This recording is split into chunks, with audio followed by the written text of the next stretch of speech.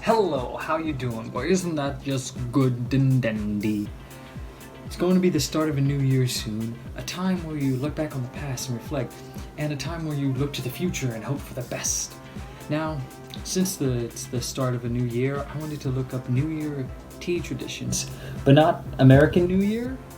I wanted to look into the Chinese New Year, and yes, I know they don't happen at the same time, but New Year,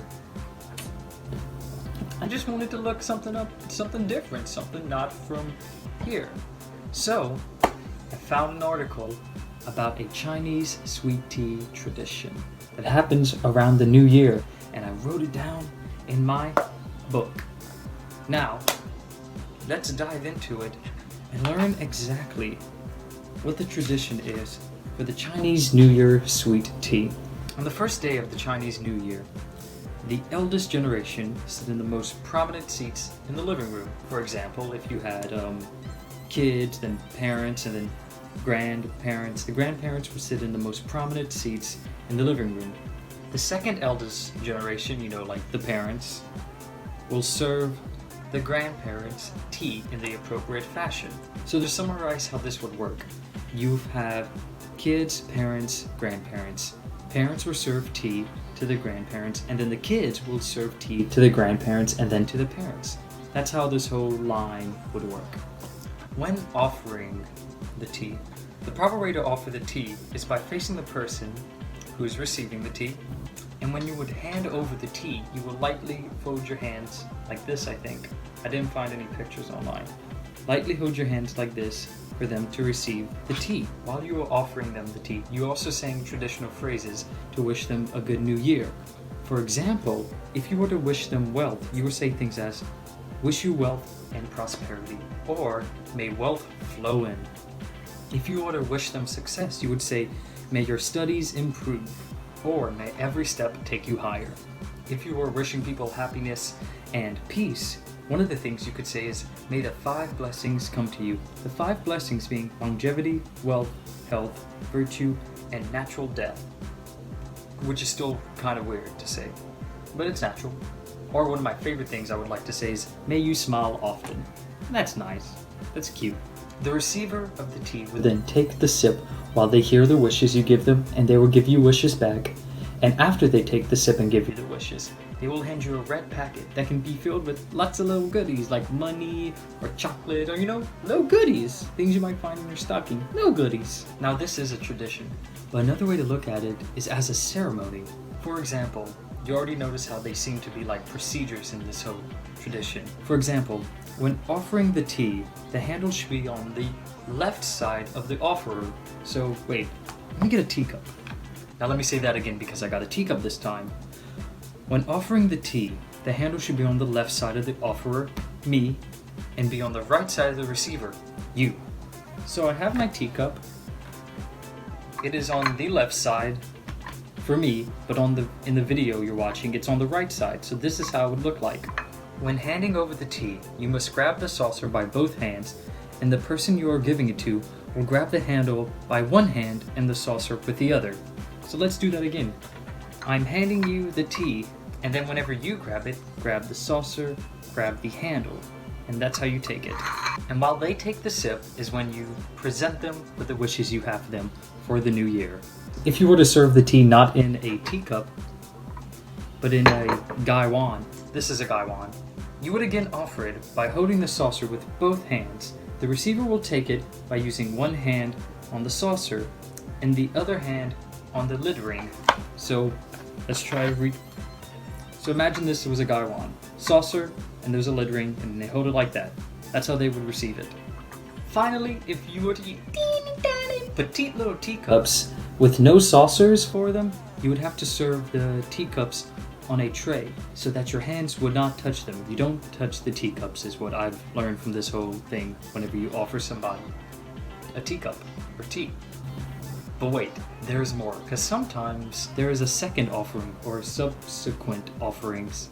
If there is a second offering or more, the receiver would place their cup in front of them, right here, or if they're in a traditional tea setup, then they would set the teacup or the gaiwan to the side of them on a tea table. The offerer, me, then refills the teacup with one hand on the teapot handle and the other hand on the teapot lid. So here I have my teapot, I put one hand on the handle, one hand on the lid, and pour and fill the cup. If you're not using a teapot, and I'm sorry because I think I'm going to pronounce this wrong, you can use a chai hai, chahai, may also be used instead of a teapot. This is a chai hai. When using the chai hai, the other hand can be placed on the side of it. So I'm assuming something like this. Or like this. After refilling the cup, place the teapot down, pick up the cup with the saucer, and offer again, saying more wishes. Now, like I said in the beginning, it's a sweet tea, so what exactly makes it sweet? Candied fruits and vegetables makes it sweet. This is what candied fruits and vegetables are. The teas used in this tradition tend to be black teas, classic-style oolongs, and pu'ers. This is pu'ers. Pu'er, it's a hard word to say, is a variety of fermented teas produced in the Yunnan province of China. I hope I'm getting these words correct. I looked them up. When serving a large family, use a lower tea to water ratio. For example, 1 to 2 grams for every 300 milliliters. Unless it's pu'er, then you just, I guess, do the regular pu'er method you would usually use. You would then pour the boiling water into an empty pot and use the sandwich drop method to infuse the tea. Okay, so I had to learn a whole new way of infusing tea. So this is the sandwich drop method. Step 1.